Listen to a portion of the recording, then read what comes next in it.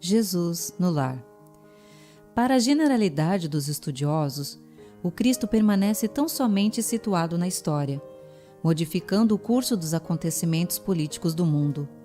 Para a maioria dos teólogos, é simples objeto de estudo, nas letras sagradas, imprimindo novo rumo às interpretações da fé. Para os filósofos, é o centro de polêmicas infindáveis e para a multidão dos crentes inertes, é o benfeitor providencial nas crises inquietantes da vida comum. Todavia, quando o homem percebe a grandeza da Boa Nova, compreende que o Mestre não é apenas o reformador da civilização, o legislador da crença, o condutor do raciocínio ou o doador de facilidades terrestres, mas também, acima de tudo, o renovador da vida de cada um. Atingindo esse ápice do entendimento, a criatura ama o templo que lhe orienta o modo de ser. Contudo, não se restringe a reuniões convencionais para as manifestações adorativas e sim, traz o amigo celeste ao santuário familiar, onde Jesus então passa a controlar as paixões, a corrigir as maneiras e a inspirar as palavras, habilitando o aprendiz a traduzir-lhe os ensinamentos eternos por meio de ações vivas, com as quais espera o Senhor estender o divino reinado da paz e do amor sobre a terra. Quando o Evangelho penetra o lar, o coração abre mais facilmente a porta ao Mestre Divino. Neio Lúcio conhece essa verdade profunda e consagra aos discípulos novos algumas das lições do Senhor no círculo mais íntimo dos apóstolos e seguidores da primeira hora. Hoje, que quase 20 séculos já são decorridos, são as primícias da Boa Nova, o domicílio de Simão se transformou no mundo inteiro. Jesus continua falando aos companheiros de todas as latitudes. Que a sua voz incisiva e doce possa gravar no livro de nossa alma a lição renovadora de que carecemos à frente do porvir, convertendo-nos em semeadores ativos de seu infinito amor. É a felicidade maior a que poderemos aspirar. Emmanuel, Pedro Leopoldo, Minas Gerais, 3 de outubro de 1949.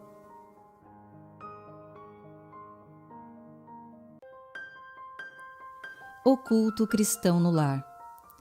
Povoara-se o firmamento de estrelas, dentro da noite, prateada de luar, quando o Senhor, instalado provisoriamente em casa de Simão Pedro, tomou os sagrados escritos e, como se quisesse imprimir novo rumo à conversação, que se fizera improdutiva e menos edificante, falou com bondade.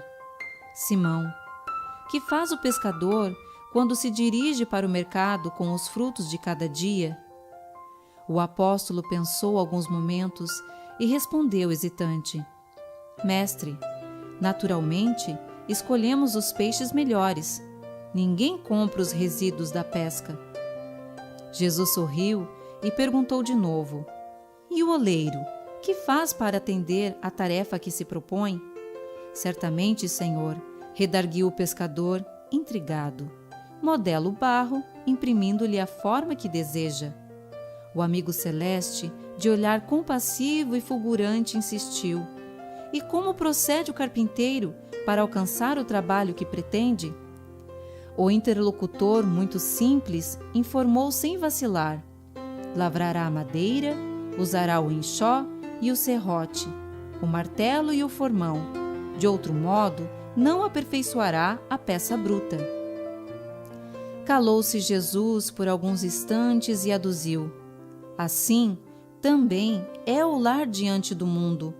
O berço doméstico é a primeira escola e o primeiro templo da alma. A casa do homem é a legítima exportadora de caracteres para a vida comum. Se o negociante seleciona a mercadoria, se o marceneiro não consegue fazer um barco sem afeiçoar a madeira aos seus propósitos, como esperar uma comunidade segura e tranquila sem que o lar se aperfeiçoe? A paz do mundo começa sob as telhas a que nos acolhemos. Se não aprendemos a viver em paz, entre quatro paredes, como aguardar a harmonia das nações? Se nos não habituamos a amar o irmão mais próximo, associado à nossa luta de cada dia, como respeitar o eterno Pai que nos parece distante? Jesus relanceou o olhar pela sala modesta, fez pequeno intervalo e continuou. Pedro, acendamos aqui, em torno de quantos nos procuram a assistência fraterna, uma claridade nova. A mesa de tua casa é o lar de teu pão. Nela, recebes do Senhor o alimento para cada dia. Por que não instalar ao redor dela a sementeira da felicidade e da paz, na conversação e no pensamento? O Pai, que nos dá o trigo para o celeiro, por meio do solo, envia-nos a luz pelo céu. Se a claridade é a expansão dos raios que a constituem, a fartura começa no grão. Em razão disso, o Evangelho não foi iniciado sobre a multidão, mas sim no singelo domicílio dos pastores e dos animais. Simão Pedro fitou no Mestre os olhos humildes e lúcidos, e como não encontrasse palavras adequadas para explicar-se, murmurou tímido: Mestre, seja feito como desejas. Então Jesus, convidando os familiares do apóstolo, a palestra edificante e a meditação elevada, desenrolou os escritos da sabedoria e abriu na terra o primeiro culto cristão do lar.